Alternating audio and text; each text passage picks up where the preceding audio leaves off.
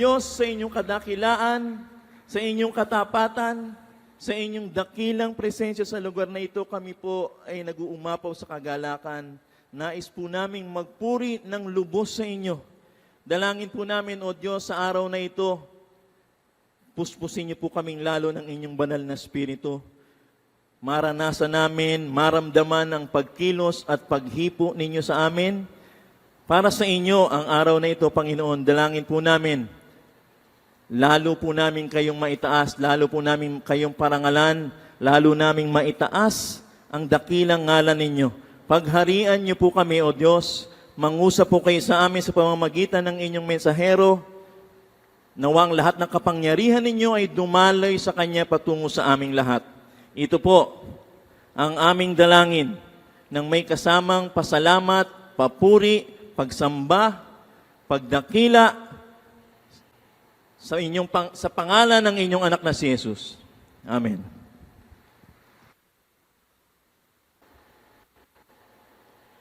John 10:10, the thief comes only to steal and kill and destroy. I have come that they may have life and have it to the full. Happy 32nd anniversary, day by day. Purihin natin ang Panginoon isang malakas, mahabang palakpak. Purihin ang Diyos. 32 taon ng pagpapala. Noong pong 1985, we started a great mission, and that was in Riyadh, Saudi Arabia, and that is to save people from Satan. We were very committed to evangelism, to soul winning, to bringing people to the saving knowledge of the Lord Jesus Christ. On this, our 33rd anniversary onward, we remain committed to that same mission, plus. Over the years, sa pagtagal at paglalim, paglawak at pagtaas ng pagkaunawa natin sa katuruan ng Panginoong Jesus, as we understood the mission of Jesus with ever-increasing clarity and enlightenment, we add a most important consciousness to our mission. Dati, committed tayo to save people from hell.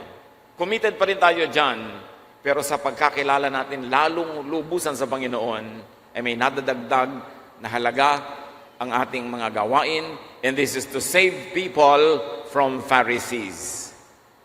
Overly strict, overly legalistic, judgmental, condemning religious leaders. We commit ourselves to soul winning, and then add that commitment to save yourself and others from religiosity that steals, kills, and destroys personal, God-given earthly life. We were very concerned about our life in the next world. Sa kabilang buhay, we are still as concerned. But now we add a Jesus dimension that is so obvious in His teachings that we should also be concerned about our earthly life. So salvation, both sides now, from Satan and from Pharisees. Aming Diyos, salamat sa 32 taon. Salamat sa pag-aalab ng aming puso na patuloy mong pinag-aapoy sa init ng iyong pagmamahal, na meron kaming patuloy na concern for the lost, to save souls from the clutches of the devil. And over the years, you have taught us the wonderful ministry of your Son, Jesus. It is also to save people from needless suffering, from terrible exploitation, and from a lot of frustration and non-growth in the hands of misguided religious leaders.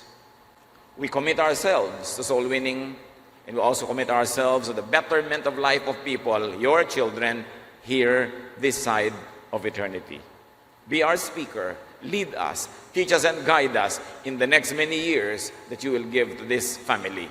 Father, we ask you in the name of your Son, Jesus. Jesus came to give life to the lifeless. Sabi niya, I came that you might have life.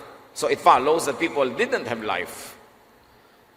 Or they did not have enough of life.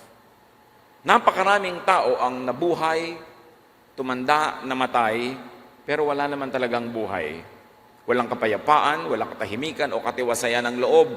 At nung naging relihiyoso, lalong nabagabag ng katakot-takot na pagsisisi ng budhi, ng pagpapahirap, ng pagkukunwari, pagbabalat kayo ng mga kabanalan. Maraming buhay ang walang kulay, walang musika, walang sayaw, at walang saya, walang sigla, walang sarap.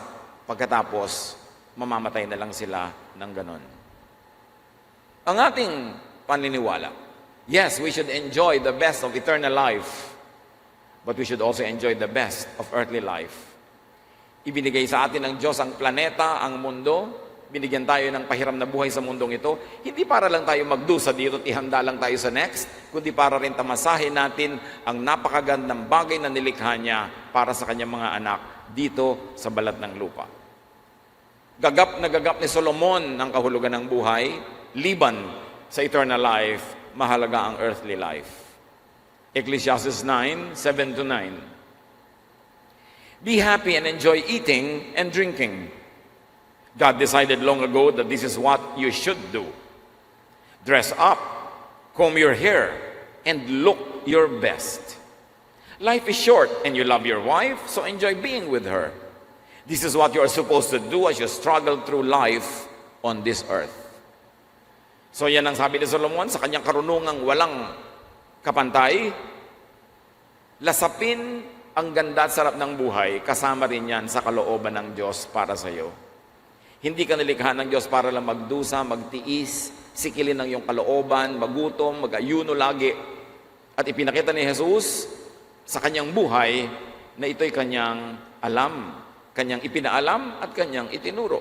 Have a full, pleasant, comfortable, enjoyable life, which sadly ay minamasama ng maraming religious thought, ng religious teaching, ng maraming religious disciplines. Jesus came to give full life to the half alive. Meron man buhay nga pero konti lang. Hindi masyadong na-appreciate ang kabutihan ng Diyos. And Jesus came to give abundant spiritual life to the spiritually, meaning emotionally, poor. Gusto ng Panginoon ang kagandahang loob ng Ama malasap dito at sa kabilang buhay. To do this, the main thrust of the Jesus mission was and is to save people, not only from eternal hell, but also from hell on earth. Like poverty caused by greedy people. Kaya napakaraming katuroan ng Panginoon ay napaka-pro-poor dahil nakita niya ang pagdurusa ng mahihirap dahil sa pagsasamantala ng iilang mga sakim na nagahari-harian sa buhay. Isa sa mga main teaching niya yan lagi, pakainin ng mga gutom, pagalingin ng mga sakit, lingapin ng mga kawawa, mga balo, ang mga ulila. Dahil sa kanya, ang buhay dito sa mundo ay hindi lang pagdurusa para ihanda ang kaluluwa mo sa susunod, ito naman ay regalo rin ng Diyos. Dangan nga lang, ay binabaluktot ng maraming sakim na tao yung magandang kalooban ng Diyos at sinosolo nila para sa kanilang sarili ang kayamanan ng mundo. To do that also, Jesus was very committed to save people from hell on earth like personal suppression, oppression, and exploitation caused by Pharisaic, legalistic religiosity. Nakita ni Jesus, bagamat alam na niya yon, bago pa siya isilang, ang napakaraming mga pangarap na nabubuwag, nadudurog pag humampas sa mga pader ng templo.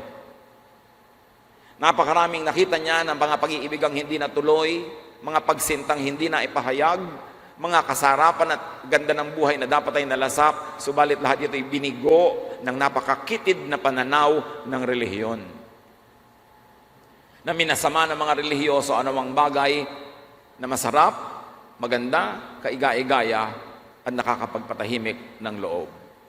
Ginlamorize, ginglorify ang suffering. Magdusa ka anak, magtiis ka anak, may awa ang Diyos. Ibig mo sabihin, aawa lang ang Diyos para panatilihin kang buhay sa kabila ng malagot-lagot ng hininga mo sa pagtitiis? Anong uri ng awa yon? Anong uri ng awa ng isang magulang ang titiisin mo, tuturuan mo ang mga anak mo magdusa ng magdusa, sikilin ang kanilang tunay na damdamin, biguin ang mga sarili nilang pangarap sa ngalan ng kabanalan? O isang baluktot na pananaw na umiiral sa panahon ni Jesus? Matthew 11:28 to 30, kaya ang sabi niya, kitang-kita ni Jesus ang kabigatan na dala ng mga tao at marami sa kabigatan na yun ay galing sa relihiyon. If you are tired from carrying heavy, and may I add, religious burdens, and this usually happens when people join corporate religion, pag sumasali ka sa mga relihiyon, dumadami ang bawal, dumadami ang kasalanan, dumadami tuloy ang guilt mo. Sa halip tatahimik ka noon, ngayon wala ka nang ginawa, kundi mausig ng mausig. Nauobliga ka magtago, magkunwari, para huwag kang mahusgahan. Sabi niya, kung pagod na kayo, carrying heavy burdens, come to me, not to the Pharisees. And I will give you rest, not stress.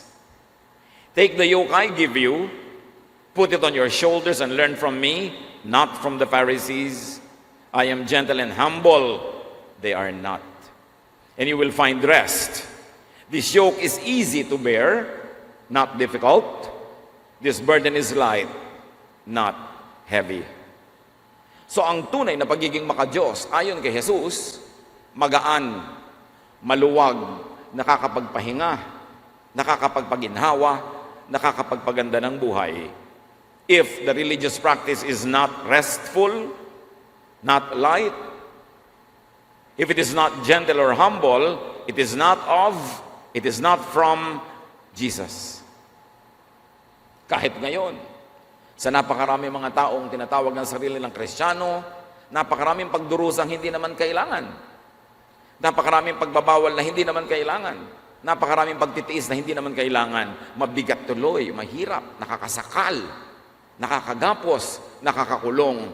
Pag ganun ang nararamdaman, hindi yun kay Jesus. Sabi niya, the yoke I will give you is light. The burden is easy, and you will find rest for your souls. Matthew 15:3 to 9. Anong sabi ng Panginoon sa mga tradisyon ng bansang Israel na umiiral sa kanyang panahon? Jesus answered, "Why do you disobey God and allow and follow your own teaching?" Sabi niya sa mga Pharisees, hindi naman kayo sa Diyos sumusunod eh. Ang sinusunod niyo yung mga inimbento niyong katuruan. You ignore God's commands in order to follow your own teaching. Isaiah the prophet was right when he wrote that God had said, "All you praise me with your words," and this is referring to the prophets and priests of Israel. "All you praise me with your words, but you never really think about me. It is useless for you to worship me when you teach rules made up by humans." Baliwala ang pagsamba-samba niyo sa akin, ang itinuturo niyo ng mga doktrina, gawa lang ng tao. So which ones are man-made? Which ones of the sacrifices that people go through today could be called needless sacrifice? Mark 2:27, Jesus finished by saying, people were not made for the good of the Sabbath. The Sabbath was made for the good of people. Isa sa mga pinakamahalagang katuruan sa relihiyon ng Sabbath, walang gagawa, walang kikilos, walang magpapagod, at sila ay nagpagod para sundin yung kautosan na yon. Naging amo yung Sabbath, sa halip na sa kabubuti ng taong pagpapahinga may Sabbath, naging Diyos nila yung Sabbath, kahit mahirap mag-Sabbath, nagsasabat tuloy. At sabi ni Jesus, no. Ang Sabbath para sa kabutihan nyo. Kung hindi nakakabuti sa inyo, di huwag kayo mag-Sabbath. So sa strict application ng religion ng kanyang panahon, mali pala. By the standards of Jesus, mali yung pagdurusa ng mga tao. Sa pagsunod nila sa kanilang mga priests and prophets and Pharisees, sumikip ang hininga nila, nagapos sila, di naman kailangan. Napakarami rin lang bawal kainin.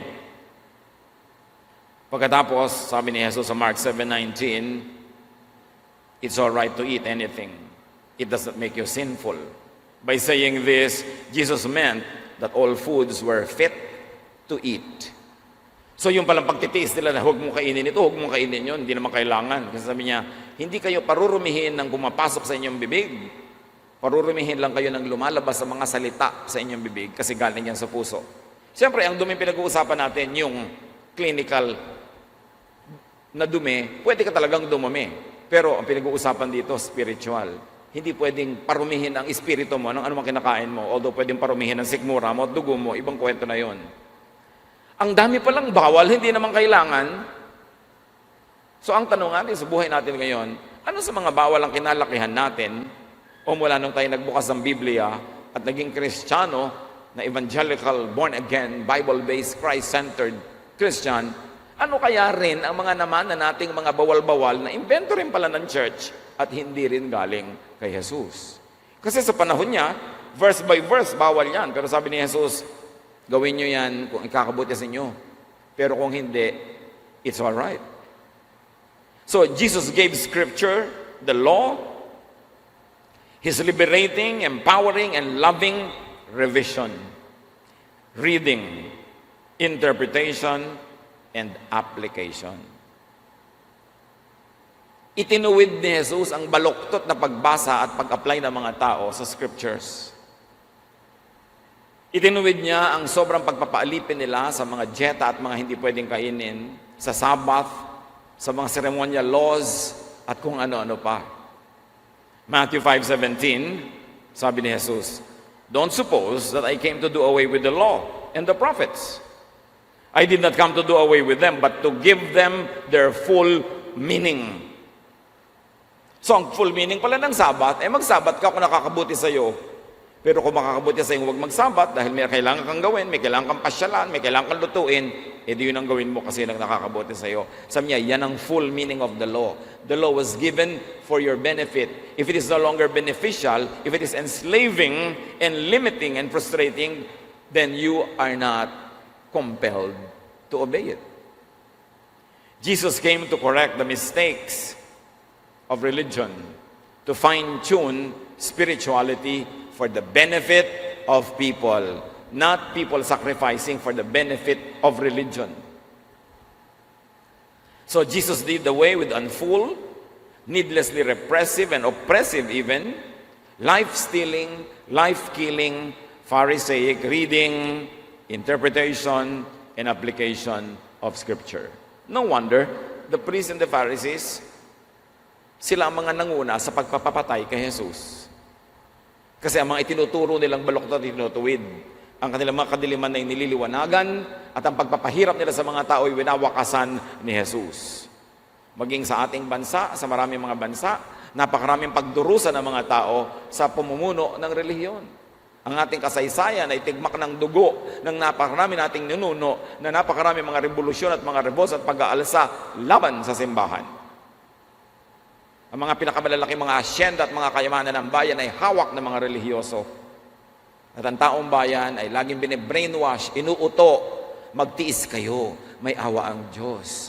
Mabuting magutom, may gantimpala sa paraiso, mabuting maghirap dito, ang pagyaman mo ay nasa kaluluwa mo pagdating ng kabilang buhay. Pero pag tinignan mo yung mga religious leaders, busog na busog, mga bundat na bundat, enjoy na enjoy sa buhay, ang pinagtitiis lang nila ay ang mga tao. Nakita yun ni Jesus.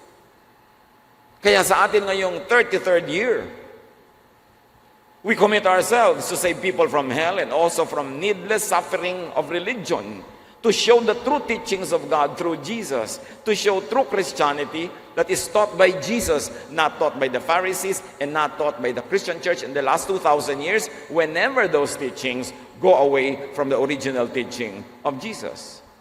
Sabi ni Jesus sa mga religious leader ng kanyang panahon, ang dami niyong katuroang imbento, but in the last 2,000 years, kung susuriin yung kasaysayan, napakarami na rin inimbento ng simbahan ng mga katuruan. Marami doon, kabaligtaran pa ng katuruan ni Jesus. So sa pagsulong ng panahon, ng pagpapala ng Diyos sa ating kapatiran, lalo tayong lalapit, kakapit ng mahigpit kay Jesus, sapagkat siya ang anak ng Diyos, siya ang namatay para sa ating mga kasalanan, siya ang ating tagapagligtas, kaya siya dapat ang ating pakinggan kung paano tayo mabubuhay araw-araw. Si Jesus ang daan, walang iba.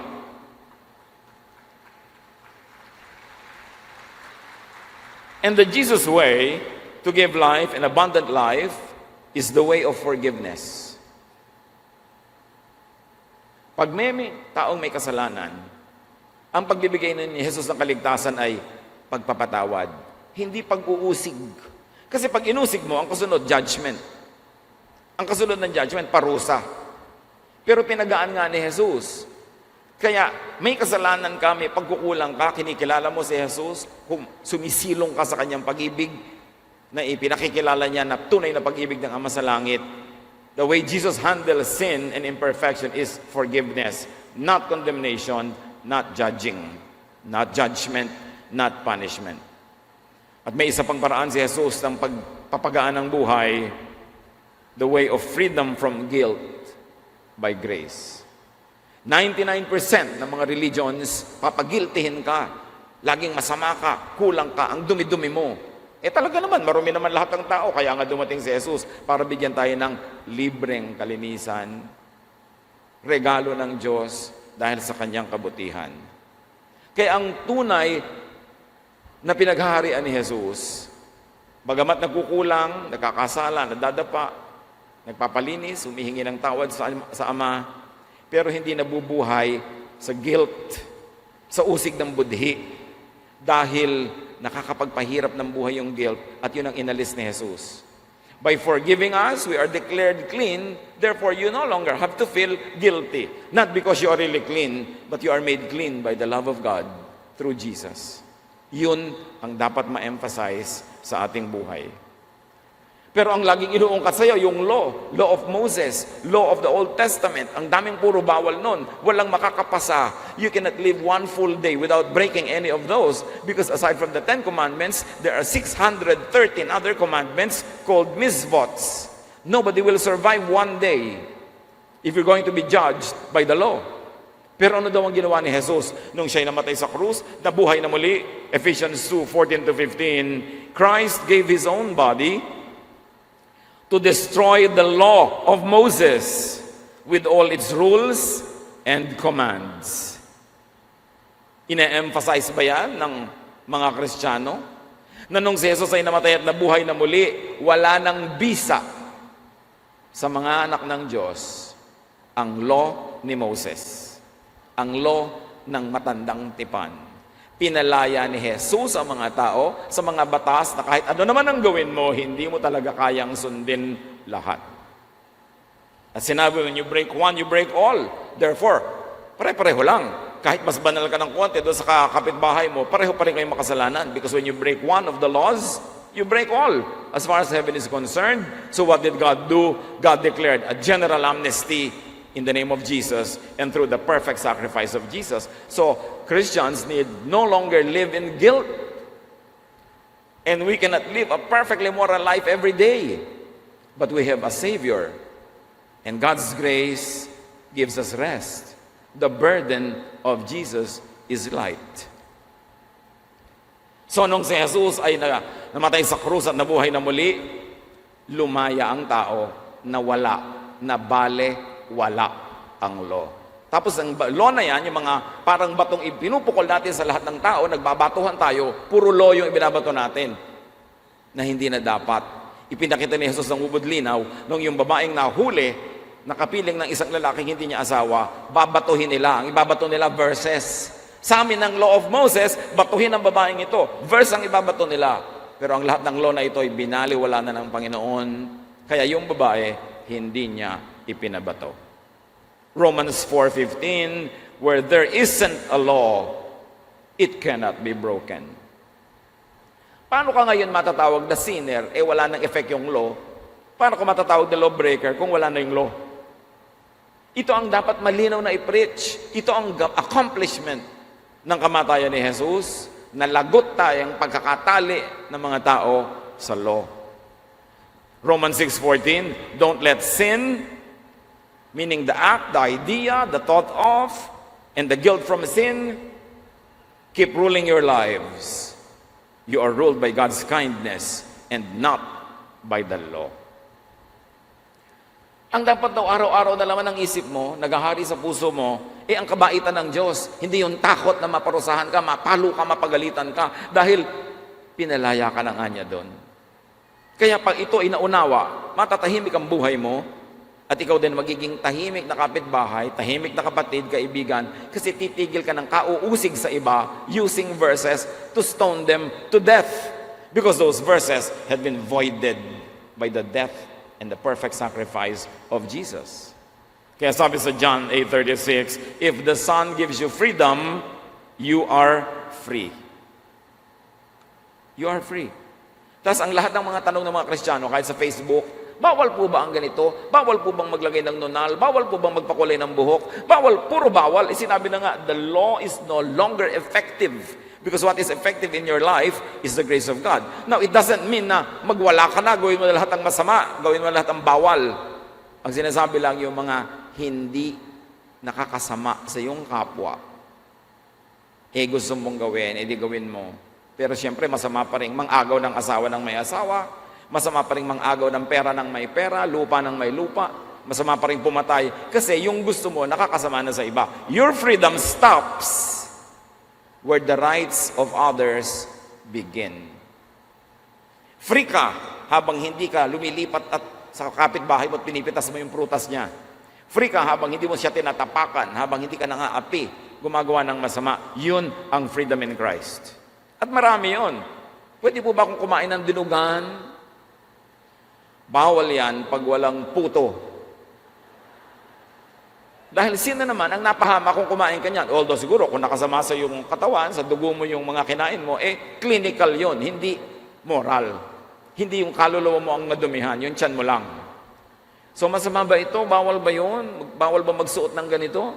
Kung hindi mo ninakaw, di isuot mo. Pero kung sobra ka namang kaakit-akit, nadapa na lahat ang nakasalubong mo dahil sa iyong sobrang ganda, baka nakakasama na sa kapwa, kaya medyo ayusin mo sarili mo. In other words, let the rule of love, the law of love, prevail.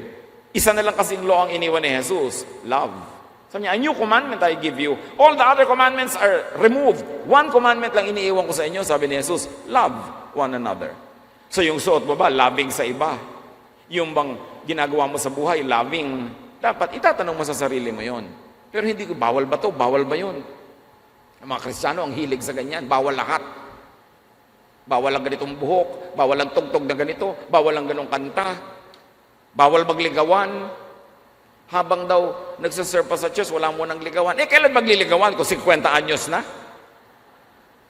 Bawal lahat, bawal sumaya. Ang daming iniimbento. Mga imbento ng mga pastor, imbento ng mga deacon, imbento ng mga Bible study leader. Bawal magpakulay ng buhok.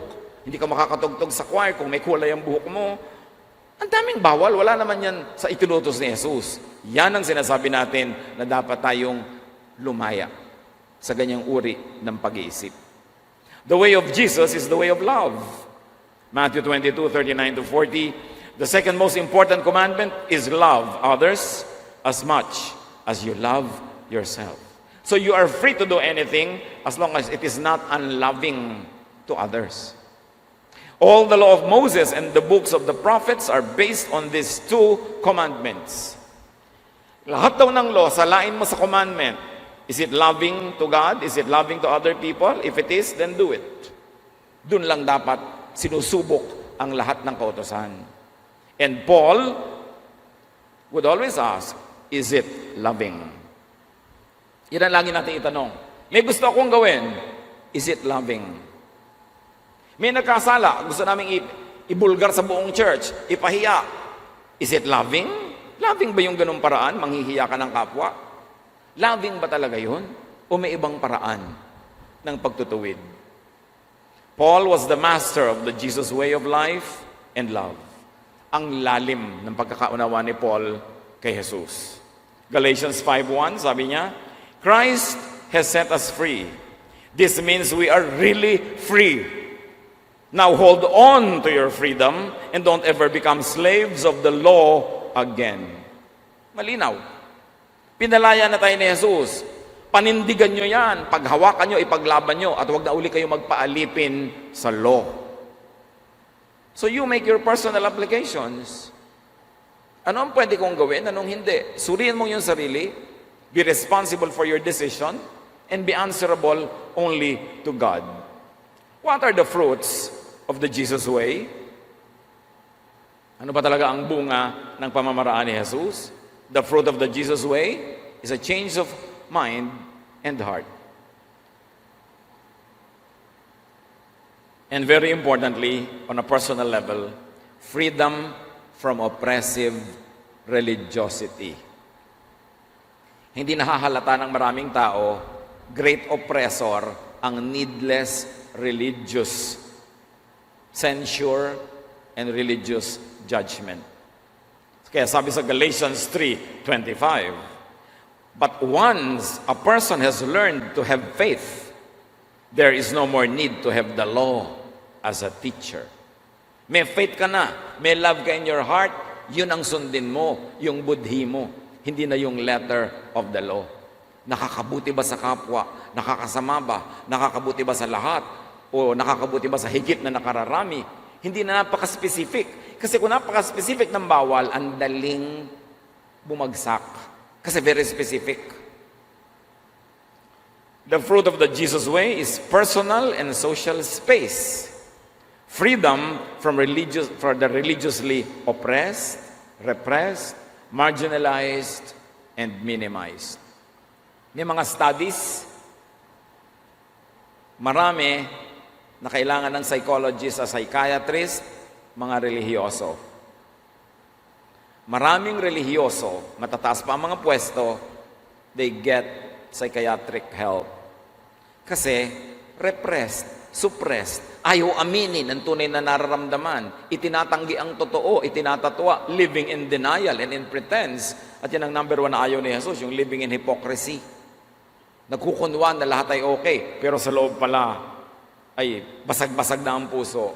Kaya tuloy, nagkakaroon ng maraming psychiatric problems. At si Jesus, pinalaya niya mula sa mga social oppression, ang women and children, the poor, the outsider, the offenders against the law, and even the minorities. The Jesus crowd was full of the downtrodden. Ang mga followers ni Jesus, the Jesus community, punong-puno ng mga taong giba-giba, wasak-wasak, sira-sira ang buhay. Mga taong bigo, sawi, mga nagkamali, nagkasala, nasira. Yun ang mga taong sumusunod kay Jesus. At yung nagbabanal-banalan, pretending that they are okay, that they are perfect, nothing's wrong with them, yun ang tumutulig sa kay Jesus. Napakalinaw ng Matthew 11:19, but the Son of Man goes around eating and drinking. And you say, that man eats and drinks too much.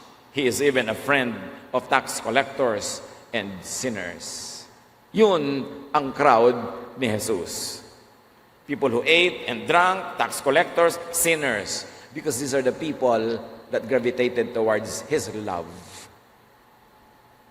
Para sila mga gamu-gamu na dumadapo kung saan maliwanag dahil nakikita nila ang liwanag ng pag-ibig ni Jesus na siyang sagot sa kanilang mga tanong, gamot sa kanilang mga sakit, at nagbibigay ginhawa sa mga kirot ng kanilang puso, bunga ng mga kabiguan, panghuhusga at pangungutya ng kapwa-tao. 2 Corinthians 3:17, now the Lord is the Spirit, and where the Spirit of the Lord is, there is, church, freedom. At yun ang dapat madarama ng mga taong pumupunta sa ating mga kapatiran, sa ating churches, sa ating fellowships. Freedom. Not freedom to be bad, but freedom to be themselves as long as they do not harm others. Hindi yung, ay pupunta na tayo sa church, magsuot na tayo ng maskara. Kasi hindi pwedeng tunay nating mukha, kailangan tayong magbalat kayo, kailangan tayong magpretend. At oras ang tao ay nagtanggal ng takip ng kanyang sugat, pandidirihan, aakusahan, imbes linisin. Kaya pinakamaraming ipokrito sa mundo, mga relihiyoso. Kasi pag nagsabi sila ng totoo, huhusgahan sila. Therefore, hindi ka pahingahan ang makikita mo sa church, pagkunwari, pagpapanggap. At takot na takot kang mabisto sa iyong mga pagkukulang dahil sisipain ka, ititiwalag ka, pag-uusapan ka, chichismisin ka. Matapos kang maglingkod ng 10 taon, 20 taon, 30 taon, mabaliwalain nila yon kasi nagkasala ka, tsupi. Yun ang Pharisees. Hindi ganon si Jesus. Kay Jesus, walang patakarang pagtanggap. Kaya sabi sa kanya ni Pedro, Lord, ilang beses ko bang papatawarin ang kapatid na nagkakamali? 7 beses? Akala ni Pedro, ang dami na nun kasi ang inuutos lang ka ng kanilang batas, 3 beses. So, dinoble ni Pedro, 6 plus 1 pa 7. Sobra-sobra. Sabi ni Jesus, kulang. Dapat 70 times 7.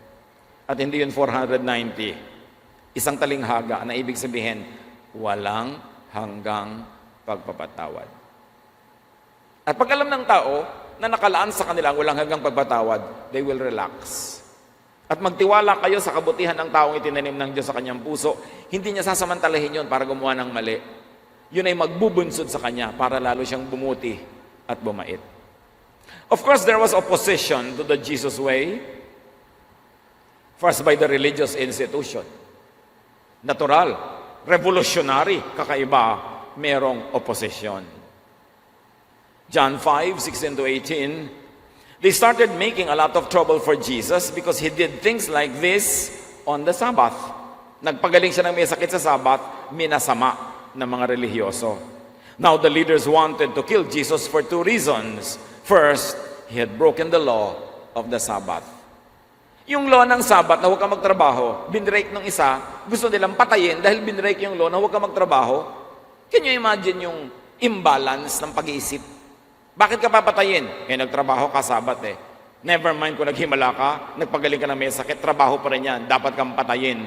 Ganon kabaluktot ang pangangatwiran ng maraming relihiyoso.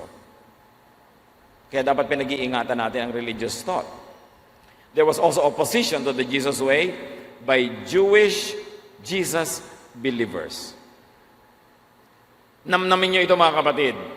Ang pagkontra kay Jesus, hindi lang nanggaling mula sa mga Hudyo, nanggaling din sa mga dating Hudyo na naging Kristiyano. Acts 15:5. Some Pharisees had become followers of the Lord. They stood up and said, Gentiles who have faith in the Lord must be circumcised and told to obey the law of Moses. Can you imagine? Si Jesus, pinapalaya niya yung mga tao sa law of Moses, kasama na yung circumcision. Pagkatapos, may mga Hudyong naging Kristiyano, na nung sila na yung nangunguna sa church, sabi nila, aba, dapat, kung nagiging Christian, maging Hudyo pa rin. Sumunod pa rin sa law of Moses, at magpa-circumcise pa rin, di para namang hindi nangyari si Jesus, parang wala naman siyang itinuro, dahil ibabalik nila lahat sa law. Nangyari yun noon, nangyayari yun hanggang ngayon. Talasan ninyo ang inyong panunuri. Maraming katuruan sa loob ng Christian churches, Jewish, not of Jesus, but Jewish. Ibinabalik ang mga tao sa lupit ng law of Moses, sa lupit ng legalism, sa lupit ng Pharisaism. Kaya dapat ang mga Kristiyano manuri. There was opposition to the Jesus way. Therefore, so there followed conflicts between Jewish and Pharisaic Christianity and essential Jesusness. Yung mga Kristiyanong makahudyo at yung mga Kristiyanong makahesus lamang, nagkaroon sila ng banggaan. Noon pa man, Acts 5:15, 1-2, some people came from Judea and started teaching the Lord's followers that they could not be saved unless they were circumcised as Moses had taught. So, mga Kristiyano na ito, pero Hudyo ang background, pinuntahan nila yung mga churches sa iba't ibang lugar at nangaral sila doon. Pag hindi kayo nagpatuli, hindi kayo maliligtas. Kailan pa nalagay at nasa lalay ang kaligtasan ng kaluluwa for eternity sa minor surgical procedure on the foreskin. Pero ito ang katuruan ng mga Jewish Christians. You will not be saved unless you are circumcised, as Moses had taught. So gusto nila yung ang tatanda ng lalaking nagiging Christian na hindi Hudyo, magpapacircumcise pa. Di ibinabalik nila kay Moses ang lahat. This caused trouble. And Paul and Barnabas argued with them about this teaching. So it was decided to send Paul and Barnabas and a few others to Jerusalem to discuss this problem with the apostles and the church leaders. Nung pa man, pinagtatalunan na yan. So huwag tayo magtaka kung may pagtatalo pa rin ngayon. Kasi apo na mga pagtatalo noon, yung mga pagtatalo ngayon. But the genuine Jesus believers and followers stood for the Jesus way of freedom, ease, and love. At nung nagtatalo-talo yung mga leaders, gusto nilang ipataw sa mga bagong Kristiyano na Gentile, hindi Jew, yung mga kautusan ng Judaism, sabi ni Pedro sa Acts 15:10-11, Why are you trying to make God angry? by placing a heavy burden on these followers. This burden was too heavy for us or our ancestors. But our Lord Jesus was kind to us, and we are saved by faith in Him, just as the Gentiles are. And the New International Version is clearer. Now then, sabi ni Pedro, why do you try to test God by putting on the necks of Gentiles a yoke that neither we nor our ancestors had been able to bear? Bakit sila pasusunurin sa mga kautosan na ang mga ninuno natin at tayo ay nabigong sumunod? Kaya lahat tayo bigo, lahat tayo guilty, lahat tayo condemned. Hindi na nga natin naipasa. Pinalaya na nga tayo ni Jesus by grace and kindness and forgiveness. Uulitin pa natin ngayon sa mga bagong mananampalataya. Ibibigay natin sa kanila yung bigat na inalis na nga ni Jesus sa atin. Napakalinaw. Even now, modern-day Pharisees, modern-day Jewish Christians insist on imposing unbearable Mosaic burdens. There was opposition to the Jesus way by Christian tradition, institutions, and teachings. Bago pa lang ng church doon, marami ng gulo. Galatians 2:11-12. When Peter came to Antioch, sabi ni Paul, I told him face to face that he was wrong. He used to eat with Gentile followers of the Lord until James sent some Jewish followers. Peter was afraid of the Jews and soon stopped eating with Gentiles. Sa mga Jew kasi, bawal makihalubilo sa Gentile, bawal sumalo sa hapagkainan. Si Pedro, nakita na niya yun, naintindihan na niya pwede, hindi na yun bawal. In fact, hindi naman talaga yung bawal. Ipinakita sa kanya ng Diyos a vision na, arise Peter, kill and eat. Sabi niya, I cannot eat any unclean thing. And the Lord says, don't call unclean what I call clean. Therefore, nung inutusan siyang pumunta sa bahay ni Cornelius, who was a Gentile, pumunta siya kasi alam na niya na pwede siyang pumunta. Kumakain siya kahalo ng mga Gentile. Pero nung nagpadala si James from Jerusalem ng mga aggressive Jewish Christians, sa takot ni Pedro sa kanila, tumigil siyang makihalubilo at sumalo sa mga Gentile. Kaya sabi ni Paul, harap-harapang sinabi ko diyan kay Pedro, mali siya. Sa takot lang niya, sa opinion ng mga conservative, hindi na siya nakihalubilo doon sa mga taong gusto ni Jesus, makihalubilo tayo. At hindi lang noon yun, in the last 2,000 years, so much Phariseeism crept back into the Christian church in the last 2,000 years. At di na natin iisa-isahin ngayon dahil napakarami. Ang old mission natin noon, 32 years ago, was to save people from hell. That's still our mission. But there's a new and added mission. Save people from Phariseeism, from legalism, from the laws of Moses that Jesus already voided. Save yourself and others from modern-day Pharisees. Warning yan ni Jesus noon, warning pa rin ngayon. Matthew 16:6. Just then, Jesus warned them, watch out, guard against the yeast and teachings and influence of the Pharisees and Sadducees. So bring only the heaven of Jesus, the heaven of Jesusness into people's lives. Do not bring the hell of the Pharisees to the people, and very importantly, day-by-day teachers, missionaries, pastors, do not bring people to the hell of the Pharisees. Tinulig sana ni Jesus yan. Yung mga Pharisee noong araw, nagmimisyon, tumatawid ng dagat, umaakit ng bundok para mag-convert ng mga tao. Pag na-convert nila, mas napapasama dahil nagiging tulad nila. Matthew 23:15, woe to you, teachers of the law and Pharisees, sabi ni Jesus, you hypocrites, you travel over land and sea to win a single convert, and when you have succeeded, you make them twice as much a child of hell as you are. Sumpain kayo, lagot kayo, mission kayo ng mission. At pag meron kayong isang na convert, ginagawa niyong mas doble pa ang kasamaan kaysa kasamaan niyo. Tinuturuan niyo maging judgmental, maging separatist, maging self-righteous. Tinuturuan niyo na mangusig ng kapwa, manghusga, at maging ipokrito. Sabi niya, mabuti pa, hindi na lang kayo magmisyon. Huwag niyo na lang silang dapuan kasi nadodoble lang ang bigat ng buhay nila. Kawawa ang converts ng modern-day Pharisees. Nang kakawawa ang nagiging converts ng modern-day Pharisees. Iligtas ang mga tao mula sa modern-day Pharisees. Paigtingin, dagdagan, sipagan pa ang soul winning para mapunta sila sa loving church of Jesus instead of sa condemning church of modern-day Pharisees.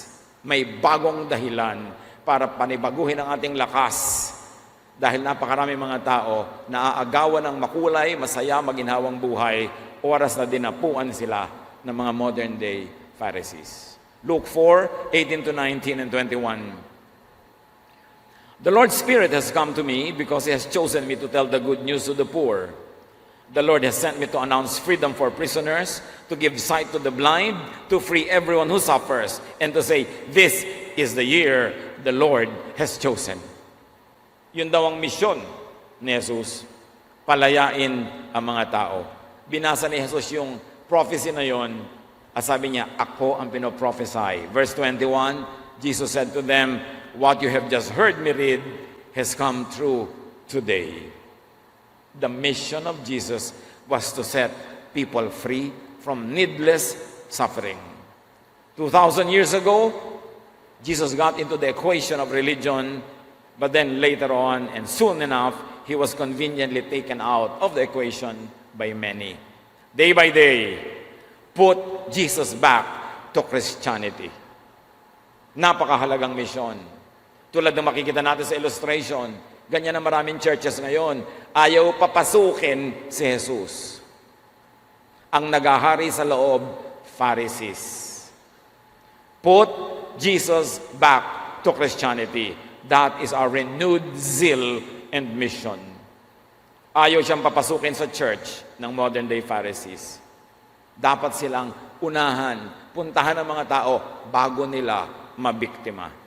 Hebrews 12:2, we must keep our eyes on Jesus who leads us and makes our faith complete. This is the renewed mission. This is our neo-evangelism. Our new goal in evangelism, to save people from hell and also to save them from needless suffering in the hands of the needlessly conservative religious people. Save people from Pharisaic religiosity, from Pharisaic hell. Embarking on our 33rd year, let us renew our strength and commitment to evangelism, to neo-evangelism. Let us win souls for Jesus, not for the Pharisees, not for wolves in sheep's clothing, but for the Lord. Tiyakin natin na pag tayo'y nagpunta sa kanila at nadala natin sila sa ating kapatiran, sila'y napapabuti. Buhay nila'y napapaluwag. Nakakahinga sila. Natatanggap nila ang kanilang sarili tulad ng pagtanggap sa kanila ng Diyos at tinatanggap din natin sila. Let us bring people to our fellowship of Jesusness and love, of acceptance, of building up, of freedom, of peace. The people of Jesus and the people of love are the church of Jesus. As we preach and obey Jesus, we are the church. Rise, church, on your feet. Give the Lord your best clap offering and shout, we are the church. We are the church.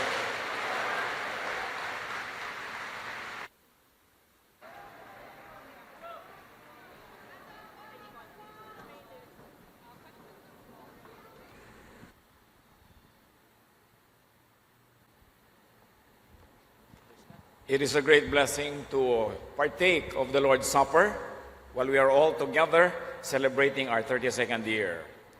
Passover was a Jewish festival that commemorated the exodus of the ancient Israelites from slavery in Egypt to freedom in the so-called Promised Land. The Lord Jesus celebrated the Passover but gave it a new meaning, a new symbolism. Matthew 26, 26 to 28. During the meal, Jesus took some bread in his hands. He blessed the bread and broke it. Then he gave it to his disciples and said, "Take this and eat it. This is my body." Jesus picked up a cup of wine and gave thanks to God. He then gave it to his disciples and said, "Take this and drink it. This is my blood, and with it God makes his agreement with you. It will be poured out so that many people will have their sins forgiven." Now there's a new meaning of the meal. Freedom no longer from slavery in Egypt, but from slavery to the law, from slavery to the power of the law, the power of sin and guilt. And that is what we celebrate today.